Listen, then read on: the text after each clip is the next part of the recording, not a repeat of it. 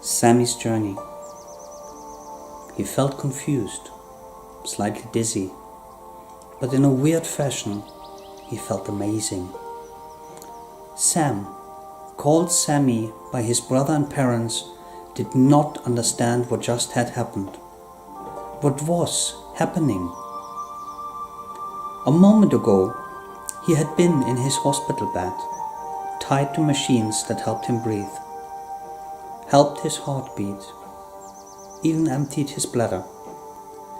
His arms were multicolored from the hundreds of injections he had received over the last 2 years.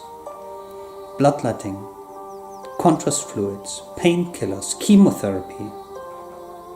Yet here he was, in a sun-showered opening in an ancient-looking oak tree forest.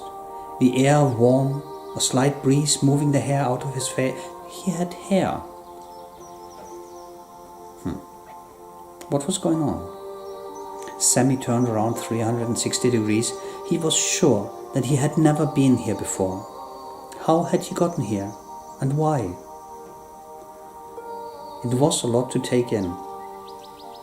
2 years earlier, Sam had been admitted to hospital because he had had a seizure and was rushed to the emergency room by his mom.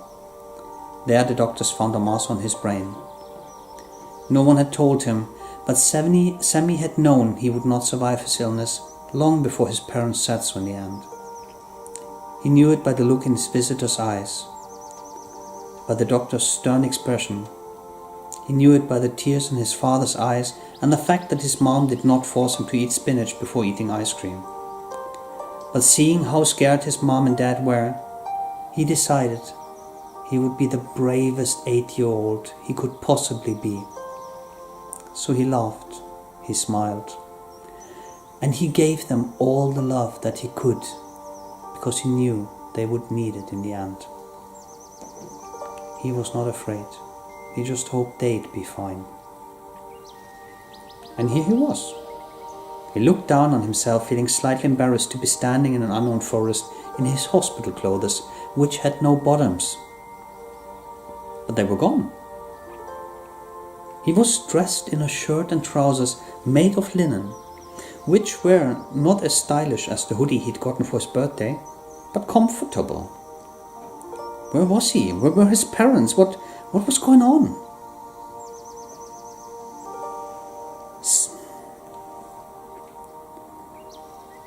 A sound in the bushes, leaves moving.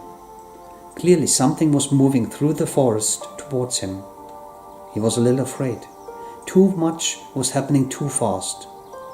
Whiskey, whiskey. Sam heard a woman's voice in the distance, coming closer. Apparently, a thirsty woman's voice. A twig cracking behind him was the only warning Sammy had. He snapped around, but a large black, brown and white-colored dog came trotting out of the bushes. Before he could catch his breath or decide whether or not he should be running away, the dog was upon him. Literally. He had leaned his massive body against Sammy and rolled over on his side, clearly expecting a belly rub from Sammy, who was partially buried beneath the gentle giant, who now started to lick Sammy's face. Rescue came in the form of an old woman that followed the dog a moment later. She gave the pair a smile and chuckled at the scene in front of her. "Hi, Sammy. I see you've met Whiskey." She looked familiar. The way she smiled, her eyes, just like, "I'm your mom's grandmother," she said, smiling. Sammy looked at her, looked at the dog, the forest. He didn't feel sick, did... "Nana," he said.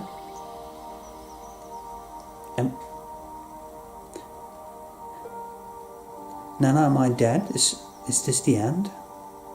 And she looked at him with his mother's eyes, and she smiled and she said, "The end? No, Sammy, this is not the end. It's just the beginning."